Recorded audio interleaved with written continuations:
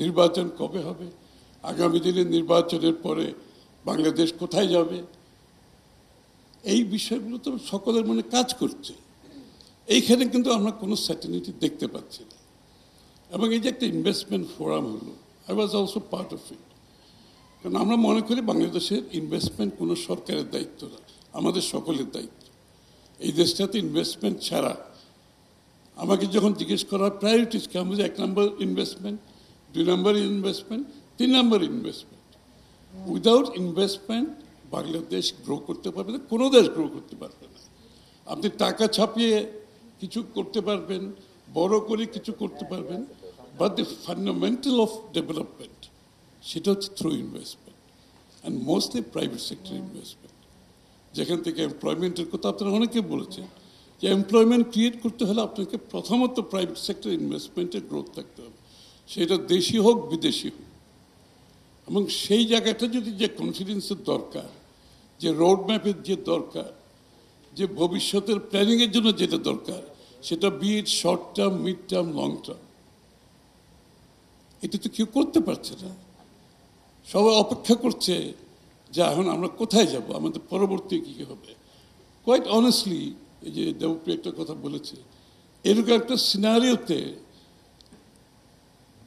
কারা কিন্তু এখানে দেশ পরিচালনার মূল দায়িত্ব পালন করছে? আমরা তো দেখতে পাচ্ছি আবার bureaucracy is in charge basically. কারণ এইরকম একটা সিচুয়েশনে ব্যুরোক্রেসি ইনচার্জ থাকবে, এটাই স্বাভাবিক।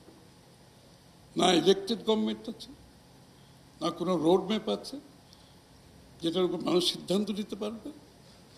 সেই জায়গাটায় তো ব্যুরোক্রেসি যারা আছে, যারা পার্মানেন্ট,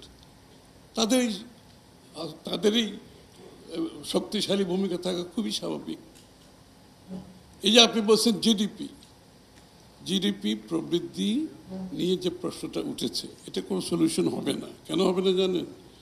যারা যেই জিডিপির সাথে দায়িত্বে ছিল তারা কিন্তু এখনো সরকারে বসে আছে। আমি নাম বলতে চাই না। যারা এই ধরনের জিডিপিকে সাথে কাজ করে আসছে, তারা তো সরকারের পার্ট এখনো। আপনি কতগুলো কসমেটিক পরিবর্তন করেছেন, উপরে এখানে একটা পরিবর্তন, এখানে একটা পরিবর্তন, বাট কোনো ধরনের যারা পরিবর্তন আনবে, যে একটা মেজর ট্রান্সফরমেশনাল চেঞ্জের মাধ্যমে, আমরা তো সেই চেঞ্জ করতে পারিনি।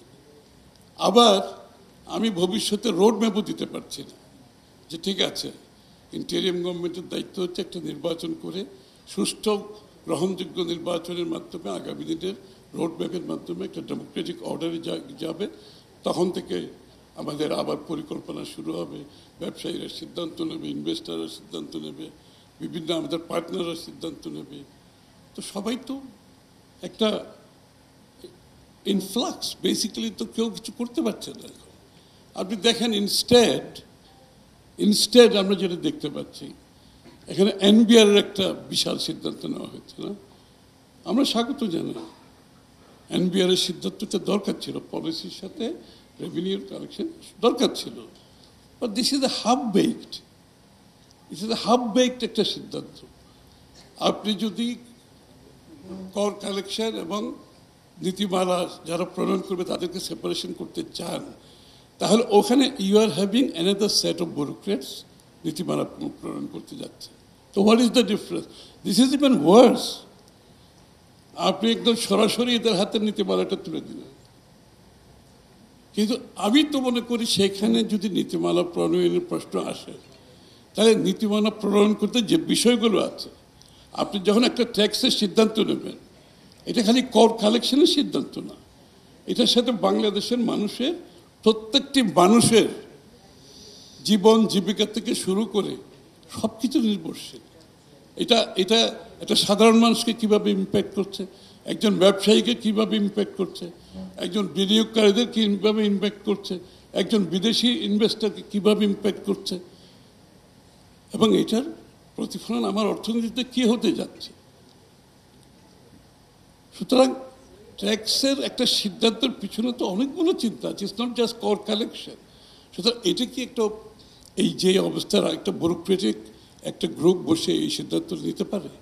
আমি তো মনে করি সেখানে we need a higher authority, এই কমিটিতে যারা এই ট্যাক্স কালেকশনে যারা পলিসি নির্ধারণ করবে, they should be above bureaucracy, এবং যারা বাংলাদেশের মানুষের সব কিছুর সাথে জড়িত, যারা বাংলাদেশের মানুষের প্রতিটি সিদ্ধান্ত তাদেরকে দেশকে কীভাবে ইম্প্যাক্ট করে, যাদের সেই জ্ঞান আছে, যাদের সে বুদ্ধি আছে, যাদের যে এক্সপেরিয়েন্স আছে, যাদের সে প্রজ্ঞা আছে, আমি তো মনে করি আপনি ট্যাক্স পলিসিতে এই লোকগুলোকে আনতে হবে আগামীতে। নগদ পেমেন্টে 500 টাকা পর্যন্ত ক্যাশব্যাক আর লেনদেনে প্রতিদিন ডিপ ফ্রিজ এবং ঘন্টায় ঘন্টায় এসি টিভি সহ দারুণ সব গিফট।